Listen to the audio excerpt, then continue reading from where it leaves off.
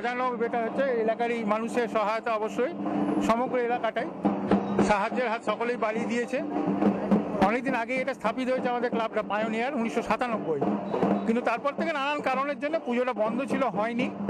এই বছর থেকে কিন্তু আবার শুরু করেছি আমরা, এবং বিভিন্ন পেশার মানুষ এখানে এসে আমাদের এক জায়গায় জড়ো হচ্ছে, এবং তারই ফলে ওই উদ্যোগটা নেওয়া সম্ভব হয়েছে যে সবাই মিলে একটা পুজো, এবং এলাকাটা ফাঁকা, এই জন্য আরও বিশেষ করে যে এলাকাটা ফাঁকা, একটা পুজো দরকার।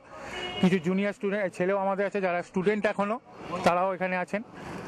সকলের উদ্যোগে এই পুজোটা এই বছর থেকে আবার শুরু করলাম, আশা করছি এবার চালিয়ে যেতে পারবো। ভৈরব স্থান সার্কিট হাউস।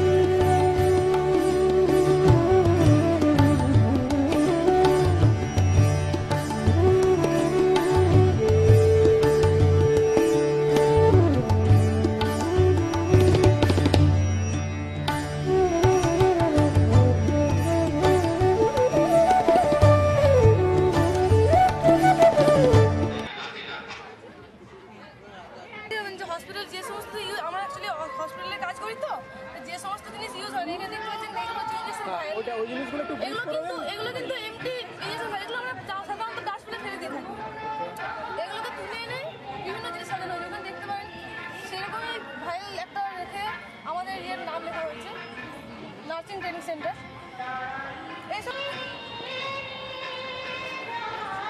এদিকে আমাদেরকে ওয়ার্ডে ডিউটি করতে হয়, এখানে ফিরে এসে ক্লাস করতে হয়, তারপর সারা বছর পেপার ওয়ার্ক এত থাকে, আমাদের টাইম পাওয়াই যায় না। আমার নাম Antara Chatterjee, third year JLM student.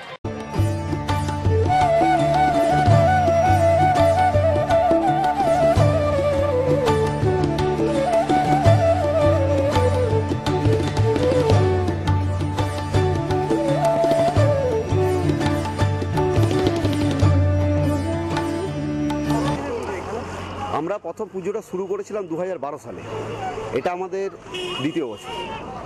পুজোর আনুমানিক বাজেট আমাদের এবছরে যেটা পুজোর আনুমানিক বাজেট আছে, লাইট, প্যান্ডেল, মায়ের যে মূর্তিটা আপনারা দেখছেন সেটা সম্পূর্ণ সোলার, সব মিলিয়ে প্রায় 2 লাখ, নিয়ার অ্যাবাউট 2 লাখ। থিমটার বিশেষত্ব হচ্ছে মা দুর্গা আর মা সরস্বতীর যে সম্পর্ক, সে সম্পর্কটাকে আমরা তুলে ধরার চেষ্টা করেছি। মায়ের যে অবয়ব, মায়ের যে মাতৃমূর্তি, সেই মাতৃমূর্তির মধ্যে আমরা প্রতিষ্ঠা করতে চাইছি মা সরস্বতীকে।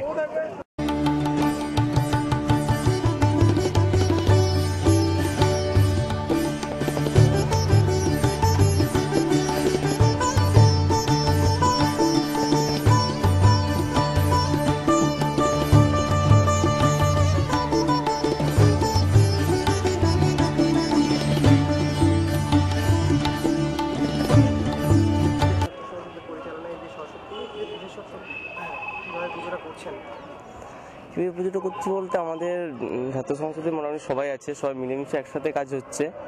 তো আমাদের ডিএস আছে, দাদারা সবাই আছে, দাদা সব একসাথে মিলেমিশে কাজ হচ্ছে।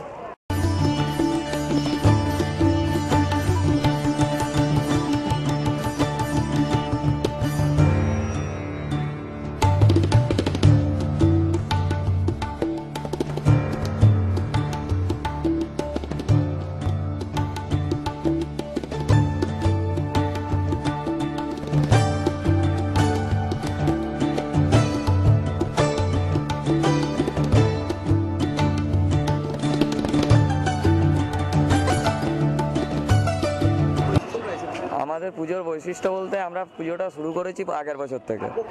আমরা রেজিস্টার্ড ক্লাব, তো একদম নতুন, কিন্তু আমরা বাঁকুড়া শহরে একটা অন্যরকম বার্তা আনতে চাই, যেটা হচ্ছে আমরাই প্রথম হয়তো মানে বাঁকুড়া শহরে এই দামিনী ঘটনাটাতে আমরাই গর্জে উঠেছিলাম, কিন্তু সেটা মিডিয়া কোনোভাবে আমাদেরকে হাইলাইটস করেনি।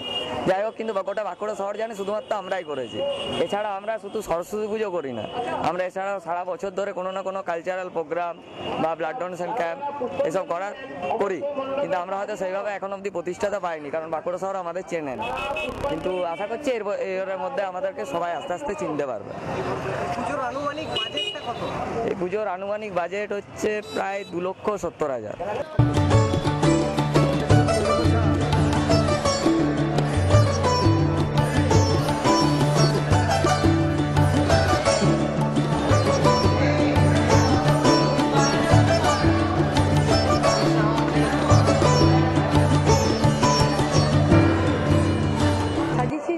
ঘুড়ি নিয়ে টপিকটা আছে। আগে এই প্যান্ডেলটাতে রঙিন রঙিন কাগজগুলো চেটানো হয়েছে, তারপরে এই ঘুড়ি নিয়ে করানো হয়েছে।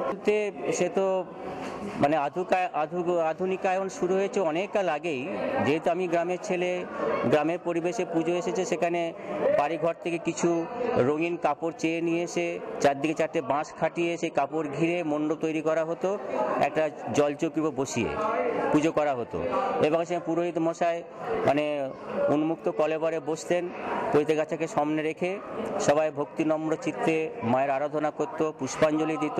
সেটা একটা আলাদা একটা নস্টালজিয়া ছিল, কিন্তু সেই নস্টালজিয়াটা আমরা কিন্তু এই শহরে কৃত্রিম একটা মনে হচ্ছে না কৃত্রিমতার মধ্যে আমরা রয়েছি।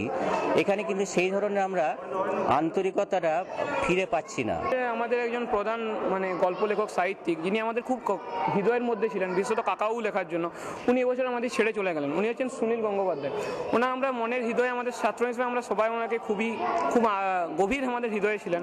ওই জন্য সুনীল গঙ্গোপাধ্যায়কে আমরা একটা সম্মানীয় জায়গায় এবছর দিতে চাইছি। আমরা আমাদের এই ছোট্ট কাজের মাধ্যমে ওনার যাতে যেটা ওনার অমরত্ব বেঁচে থাকে আমরা সেটার জন্য চেষ্টা করেছি এখানে। আর আইপিএল এবছর আমাদের যেটা Kolkata night Riders owner of SRK যেটা করেছেন, সেটাতে আমরা এবছর প্রত্যেকেই খুবই খুশি যে দীর্ঘ 5 বছরের চেষ্টার পর আমাদের নাইট প্রথমবার ফাইনালে উঠলো, এবং দুর্দান্ত পারফরমেন্সের জোরে আমরা এখানে পৌঁছলাম। তার পিছনে এসআরকের অবদান খুবই বেশি। সেই জন্য আমরা আইপিএল এর একটা থিম আমরা রেডি করি। পুষ্পাঞ্জলি ঘরে দিয়েছি। কেমন লাগছে স্কুলে পুজো দেখতে? ভালো লাগছে। কার সাথে এসেছো?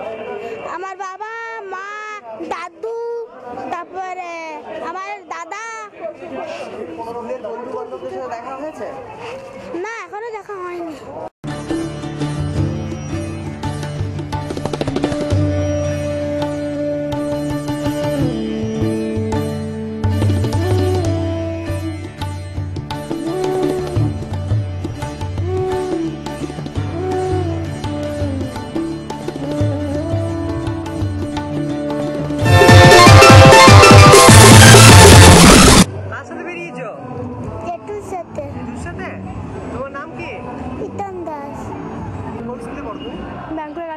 স্কুলে